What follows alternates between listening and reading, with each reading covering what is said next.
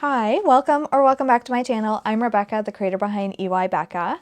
I figured it was finally time to answer a couple questions on consignment maker stores. Consignment stores may sound amazing, but here are a few things that I wish I knew before I added my products into a maker store. For those who don't know what a consignment maker store is, it is a retail space that sells multiple small business products under one roof, which they're amazing. The environment in there is absolutely incredible to the ones I have been to. And plus, there's so many different small businesses. It is absolutely insane. Plus, I have found that a lot of these consignment maker stores do like to have a variety in products, so they don't try to overlap and have so many crochet artists or so many cup artists or t-shirt apparel and stuff like that. A few more things about consignment maker stores. You will typically be renting out a shelf space for $50 upwards to $300 depending. There are a variety of different shelf space sizes and display sizes and stuff most of the time that they offer. So you will pay per month for that shelf space. And sometimes they do charge 15 upwards to 50%. Sometimes you're lucky enough to find some that don't charge anything and they charge 15% to the customer instead of doing the 13% tax or whatever the tax is. But you will sometimes see places that do a mix of both. A lot of the time, there's not always one that just does one or the other. They just typically do both. How I got into my first maker's store was I had seen they posted on Instagram looking for more vendors for the upcoming months. And I took that as my opportunity to apply. Of course, I filled out all the needed information, sent all the pictures and everything. And after a little bit, I finally heard back and I got accepted, which was absolutely incredible. Once I filled out my contract and sent it back to them, I had to wait a little bit, but they ended up sending out all the needed information. Finally, your day will come to go and move in, which that's always such an exciting feeling to bring your products into a new store or a store at all, which is amazing. So you'll set up everything in your shelf space and pretty much everything else is up to the store other than you coming in to restock or refresh your items. It also depends on the store because some stores will need extra things for you to do, like whether you want to add your stuff for online or whatnot. Did I need barcodes, tags, or specific packaging? Each store I have had my products in, it has been different.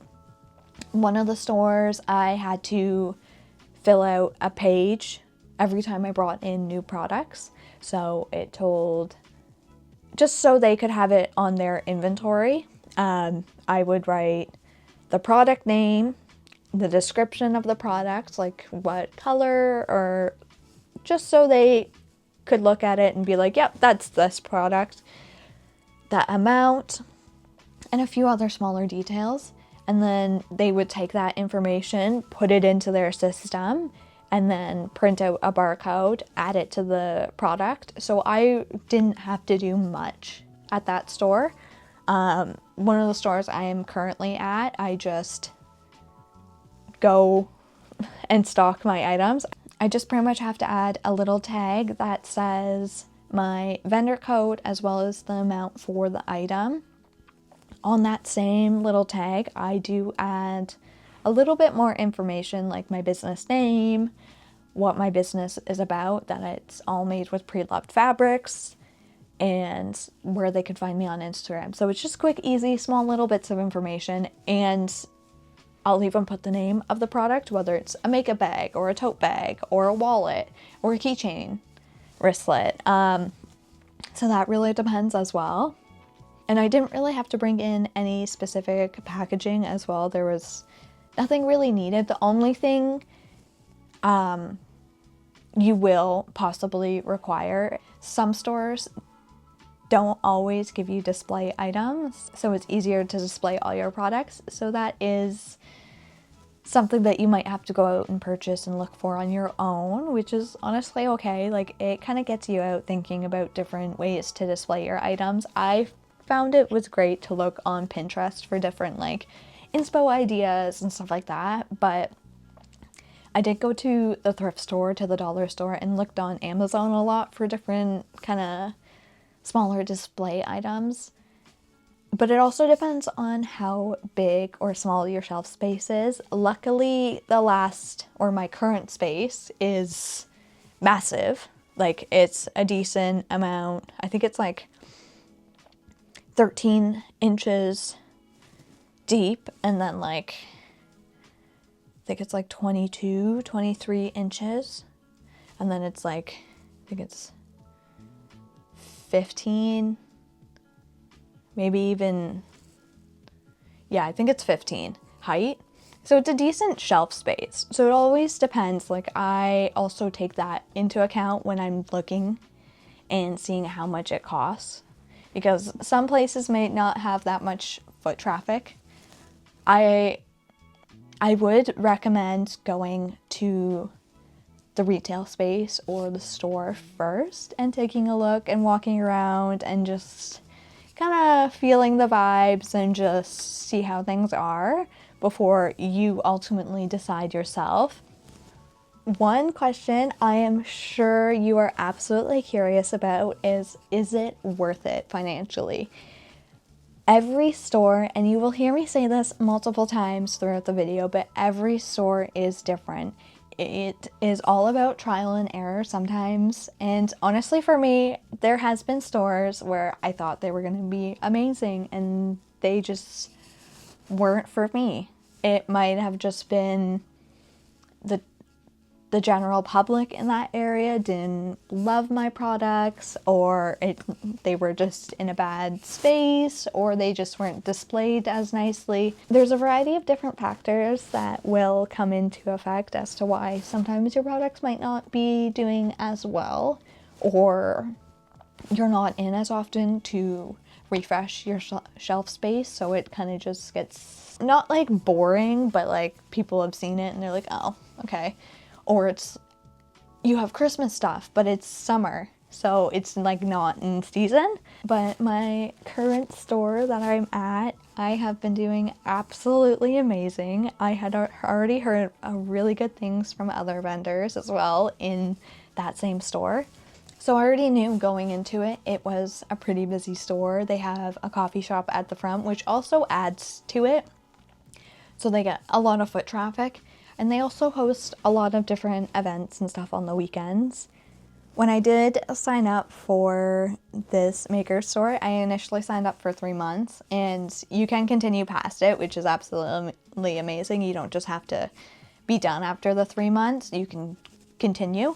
And that's what I've chose to do, because over the past 3 months, I have made 2 times the amount that I originally paid, which is absolutely incredible. And I have also gotten a few custom orders from it. And not to mention, they do a few of the markets as well. So I have popped up with them a few times. 3 times, I think, now at this point. It's just amazing because they give opportunities to those who've never vended before at markets, or even just in stores as well, but especially at markets, because then you get the experience of vending and popping up at a market, no cost, besides what you maybe need for like your table space. They also provide the table, so you just need like your tablecloth and your display items and your products as well. So that is another amazing thing that they offer. They're also so friendly. So that's a bigger thing that I love about some of these stores. How many products did I need to start with? Honestly, it is up to you.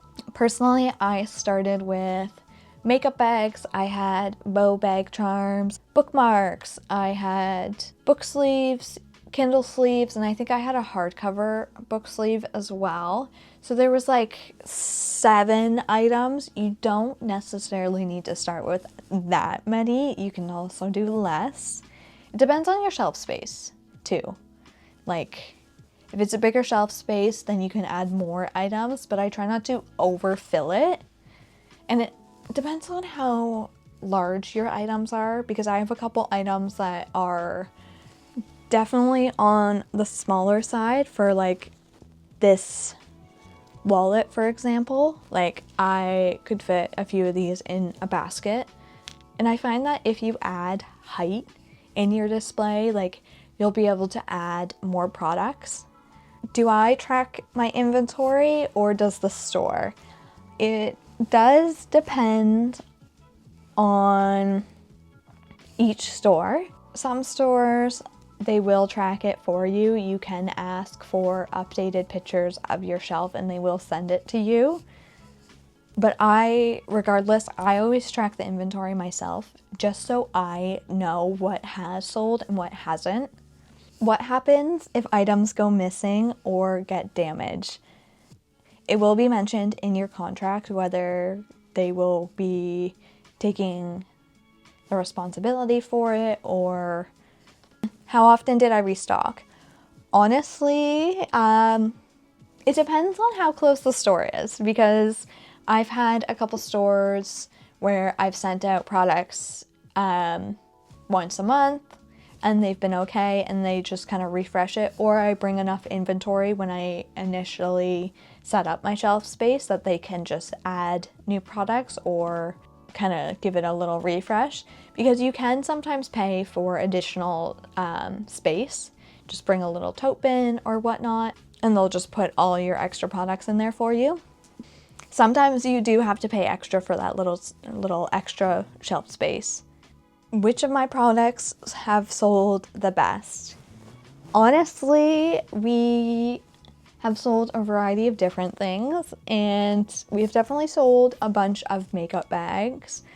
They do have a lot of different events at Markets Ontario, and one of their more recent ones was a bookish event, so I did end up selling out of a lot of my book sleeves there, that I had on my shelf space, so I brought those in restocked. And I want to say I've sold a lot of these little coin pouch wallets, because they're also a decent little size and you can attach them to like your keys. Yeah, I want to say those are definitely the couple things that have sold the most. What hasn't sold is my bow bag charms. Unfortunately, it breaks my heart. They are absolutely adorable. I have sold one of them, so we have sold some, but not as many as I thought I would. That's the thing. The products that you think are going to do amazing never sell that well. And the products that you don't think are going to sell that well sell really well. Because I've added a couple patchwork items, like this is like a coin pouch size. I use it for my camera stuff, but I added like a couple different size ones and stuff, so I got a custom order for like one of the patchwork ones, and I've sold pretty much every single patchwork piece I've added there, so that's also incredible. Would I add my stuff into another store? Honestly, I would. I would definitely do further research on each store, because some stores will get insane amounts of foot traffic, but it might not always convert to sales. And some stores, unfortunately, may not be as busy, and that's okay. That happens sometimes. And if you are able to, and if the store is close enough to you, I would definitely recommend going and checking it out for yourself. Just seeing how it is. Then you'll kind of get the feel for the store and like how it is and how the staff are. Those are all of the questions that I can definitely think of right now. Let me know if there are any other questions that you would like me to answer. Just drop those in the comments below. But I hope you enjoyed coming along and learning a couple new things about consignment maker stores. I have honestly been a part of 4 different ones now, which is absolutely incredible to say.